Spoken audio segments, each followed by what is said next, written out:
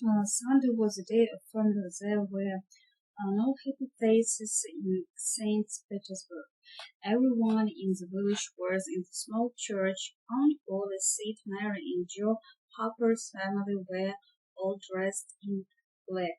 The Reverend said many kind words about the three boys. The boys' families cried and cried. Becky Trencher cried. Everyone cried a lot. Suddenly there was noise at the church door. The Reverend looked up and stopped speaking. Everyone in the church turned around and looked. As their mouths opened, the three dead boys slowly walked into the church. Tom was first, then Joe, and then Huck. There was great silence for a moment. Then Aunt Polly, Mary, and Joy's mother ran to the boys. They kissed Tom and Joy. Aunt Polly cried, and then she laughed. Poor Huck didn't know what to do. No one kissed him. He started moved away, but Tom stopped him. Aunt Polly is not right. Somebody must be happy to see Huck, said Tom. Oh, you're right, Tom. Right, Aunt Polly, and she kissed Huck. Tom was very proud of his great idea. Then the Reverend said, "Let us sing and be happy." Everybody sang and laughed. It was a very happy day. Chapter 5. The Trail. Some weeks later it was time for Muff Potter's trail. Everyone in the village talked about it. Tom and Huck were worried.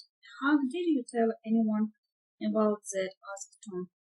About what? Answered Huck. You know what, said Tom. Oh, of course not, said Huck. We're old, Muff. I'm very sorry for him. People say he a killer, but it is not true, and they'll hang him, said Tom. I'm sorry for Muff too, but we can't tell anyone about Injun Joy, said Huck. Poor Muff is a kind man. Once he gave me half a fish, and once he helped me with a kite, said Tom. I want to help him. Let's go to the jail and take him something to eat, said Huck. And they went to a small jail, and as they saw Muff, he was happy to see them. No one remembers old Muff anymore, but you are my friends and you remember me. Thank you, boys, said Muff, smiling. Now Tom felt terrible. He was worried about the trail. He could not sleep at night. Everyone in the village went to Muff Potter's trail. Muff looked old, tired, and unhappy. Indian Joe was a thrill too. During the thrill there were many questions and answers. All the answers were against old Mark. Then the lawyer said, "Old Thomas Sawyer." Everyone was surprised and looked at Tom. Why did the lawyer call Tom Sawyer? Tom Sawyer, where were you on the 13th of June at midnight? Tom looked quickly at Indian Joe. He waited for a few moments and then said, "I was in the graveyard." Where near Horace Williams' grave? Asked the lawyer. Yes, sir, said Tom. Where were you there? Asked the lawyer. I went to see Ghost with a dead cat. Everyone laughed. What did you see in the graveyard? Tell us what happened, said the lawyer. Tom told his story, and as people of St. Petersburg listened to him, they were very surprised. And then Muff Potter fell to the ground, and Indian Joe took Muff's knife, and Tom suddenly heard a very loud noise. Indian Joe jumped out of the window and disappeared.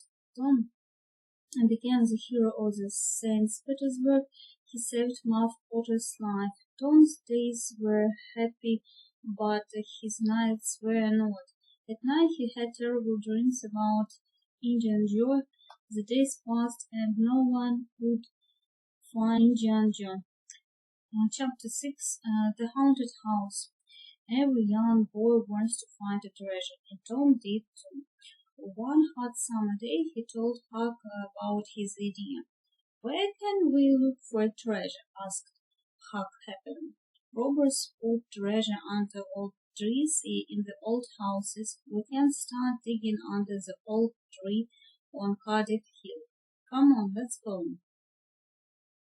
The boys went to Cardiff Hill and started digging. It was a hot day, and they dug for a few hours. "There is nothing under this tree," said Huck. I'm hot and tired," said Tom. "Let's go to the haunted house. Nobody lives there." "But haunted houses have ghosts," said Huck. "Ghosts only come out at night. It's daytime now," said Tom. "Well, all right," said Huck. They went to the haunted house. It was an old, lonely place. There was silence all around. They were both afraid of this strange place. They entered quietly and looked around. Everything was old and broken. No one lived there. They looked in all the rooms downstairs and upstairs, but there was no treasure, and there were no ghosts. Tom and Huck were upstairs, said Tom. "What is it? Do you hear ghosts?" whispered Huck. "No, don't want," said Tom. Let's sit down on the floor." There were holes in the floor, and they could see the rooms downstairs. "I know," whispered Tom. There were two men downstairs. One was an old Spanish man with long white hair and a big head. The other men were small and wore dirty clothes. "Let's listen to them," whispered Tom. The two men sat on the floor. "It's hot in here and I'm tired," said the old Spanish man. When the boys heard his words, they were terrified. "That's Indian Joe," whispered Huck. The boy's face came white. "What are you going to do with $615 in silver coins?" "What was good robbery?" said the small dirty man. "Let's take about $30 with us now and hide the bag here. We can come back and to get it soon," said Indian Joe. The small dirty man moved a big stone in the fireplace and pulled out a bag. He took some money from the bag. Indian Joe started digging near the fireplace with a knife. Tom and Huck watched with excitement. There was a real treasure downstairs. $600 was a wonderful treasure for two young boys. Suddenly, Indian Joe stopped digging. "There is something here. I think it's a box," he said. He found an old box and opened it. "It's money!" cried Indian Joe. "Look, there are a lot of gold coins." The two men looked at the coins and smiled. The box was full of gold coins. Tom and Huck smiled too. "There is the treasure of the old Merrill family. Now it's ours," said Indian Joe. "Where can we hide this gold?" asked the small man. "And can we put it back under the stone?" "Yes," said Indian Joe. No, the stone isn't a good place. Someone may find it. Let's put it under the cross tonight." When it was dark outside, the two men took the silver and gold away. Tom and Huck didn't follow them because they were afraid of Indian Joe, but they wanted to find the cross and the treasure. Where were the cross? Chapter 7 Mark Douglas Cave. It was a bakery trenches birthday on Sunday, and all of Becky's friends were happy and excited. "I'm having a big picnic near the river," said Becky to Tom. "After the picnic, we can visit McDougal Caves." "It's be great fun," said Tom. He liked Becky a lot. On Saturday morning, a big boat took Becky, Tom, and their friends down the river. There were no mothers and fathers, but a few boys and girls were 18 years old. There were a lot of good things to eat, and everyone ate, played, and had fun. After the picnic, the children went to visit MacDougall's cave. Everybody had candles because it was dark inside the cave. Some children were afraid, but they all read it. Caves are exciting and mysterious. MacDougall's cave was very, very big. It had hundreds of tunnels, rooms, and secret pages. No one knew all of them. The children played and ran in the tunnel and in the rooms, but they always played near the entrance. They didn't want to get lost. Tom and Becky wanted to find a new tunnel. They worked and walked, and soon they were alone. Where were the other children? They were lost. In the evening, the other children returned to the board. They laughed and talked, but they were very tired. They didn't see that Tom and Becky were not there. The boat took them back to the St. Petersburg. Huck saw the board, but he didn't know about the picnic. The mothers of St. Petersburg didn't like them. They never invited him to birthday picnics. But tonight Huck was not interested in birthday picnics. He was interested in John Joe's treasure. He hid behind a tree. He watched an old house. Indian Joe's in that old house, he thought. I'll stay here and wait. When he comes out, I'll follow him and I'll find the treasure. It was late and very dark. Soon two men came out. It was Indian Joe and his friend. Huck followed them quietly. They're going to Widow Douglas's house, thought Huck, but why? Suddenly the two men stopped. Indian Joe said, "Many years ago, Widow Douglas' husband was very cruel to me, and now I want to hurt the widow. I want to cut her face, her nose, and her ears, and you must help me. Oh, please don't kill him," said his friend. Indian Joe laughed. Hank heard this and wanted to run away, but he remembered that Widow Douglas was kind to him. I must help her, thought Huck. These men want to kill the poor old woman. Huck ran quickly and Bill Welch house. Mr. Welch, help, help. Mr. Welch opened the door. Mr. Welch, please help me. Two men want to kill Widow Douglas. Mr. Welch and his son stood there breathless as they ran to the widow house. Suddenly there was a loud shot. Indian Joe and his friend except but the window wasn't hot. The next morning, Huck returned to see Mrs. Welch. "You are a carriage boy, Huck," said Mr. Welch. "She saved the widow's life." The two men accept, but we'll find them. Sit down and have breakfast with us.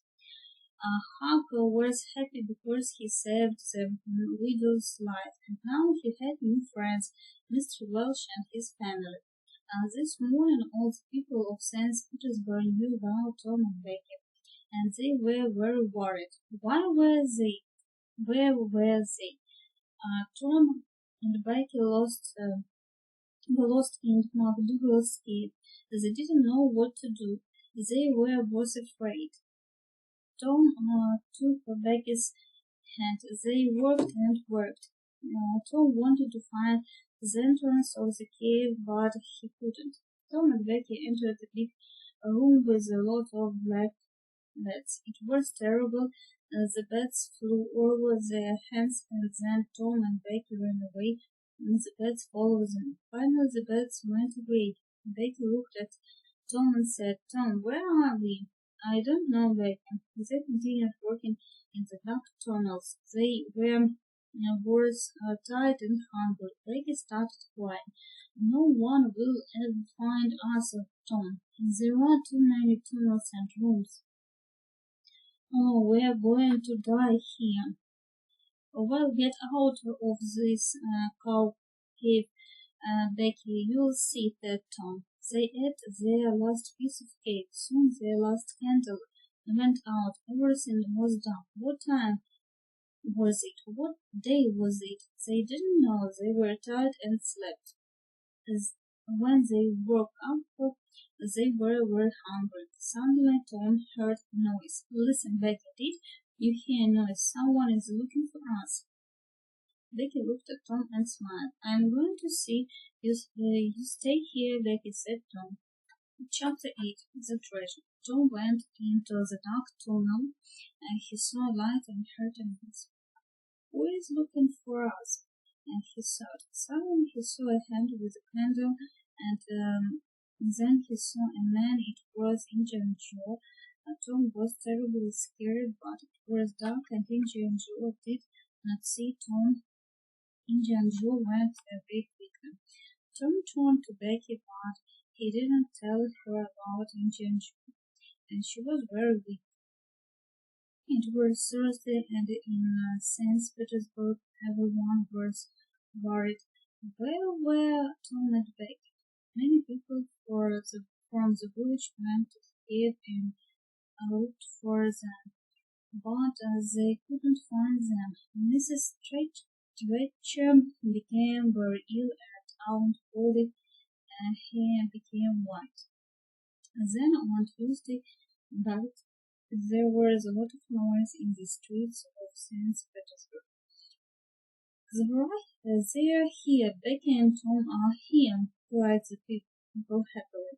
No one went to sleep that night. Everyone listened to Tom's story about his adventure in the cave. "We were lost for a long time. We were hungry and scared. Then I remembered the string in my pocket. I used the long string to help me. I went down many tunnels, and I always returned to Becky because I followed the string. Then I found another entrance to the cave. It was very small, and it was near the river. And Tom and Becky were happy, but very tired and hungry. Becky stayed in bed many days because she was weak. Tom stayed in bed for a few days too. Someone after the adventure in the cave, Tom went to visit Becky. Mr. Treacher asked Tom, "Do you want to go to the cave again?" "Oh, I'm not afraid of the cave," said Tom. Well, nobody is going into the cave again. There are big doors in front of the entrance now, and I have them," he said to them, Mr. Treacher. "Oh, what?" Tom's face became white. "Is something wrong, Tom?" asked Mr. Treacher. "Indian jurors in the cave, right, Tom. Many men from St. Petersburg went to the cave and opened the big doors. They found Indian Joe on the ground. He was dead. After Indian Joe's funeral, Tom went to see Huck. "Now that Indian Joe is dead, we'll never find the money," said Huck sadly. "Listen, Huck," said Tom, "I know where the money is." "Will you ask Huck?" Was the answer. "The money is in the cave. I saw Indian Joe in the cave." "Why was he in the cave?" "Because he took the money there," said Tom. "Say it again, Tom," said Huck. "The money in the cave, and we can't take it." "But we'll get lost in the cave," said Huck. "No, we don't. We'll got candles and a long string. Let's go and get aboard," said Tom. They took a small boat and went down the Mississippi River to McDougal's cave. "Look, Huck, here is the other entrance," Tom said. "It's very small," said Huck. Tom and Huck went into the cave, as they were careful and used the long string to help them. Tom suddenly stopped and said, "I sure Indian Joe him. His ghost is probably here too," said Hook. "Let's go now." "His ghost isn't there. It's probably at the other entrance." "Well, all right, but let's hurry," said Huck. Tom looked around slowly and then cried, "Look, here is the cross." And there was a black cross on the wall of the cave. "You're right, it's the cross," said Huck. "Let's dig under the cross." They dug and dug. Finally they found a small room. There was a small bed, some old candles and a few bottles, and there was a treasure box. They opened it and saw the gold and silver coins. "We're rich, Tom, we're rich!" cried Huck. "This is wonderful." "I always knew it," said Tom. "Now let's take our treasure and leave." They followed the long stream and were soon out of the cave. The two boys took their treasure to Aunt Polly's house. A lot of people in Santa's audiobook saw the boys and the treasure, and they followed them to Aunt Polly's house. Aunt Polly was surprised to see the boys and all the people. "Tom, what's in that old box?" she asked. Tom opened the treasure box. Everyone was amazed. They looked at all the silvers and gold coins. There were $20,000. Tom told his long story about Indian Joe and the treasure. It was a great story, and the people listened with their eyes wide open. Now Tom and Huck were rich and famous in Saint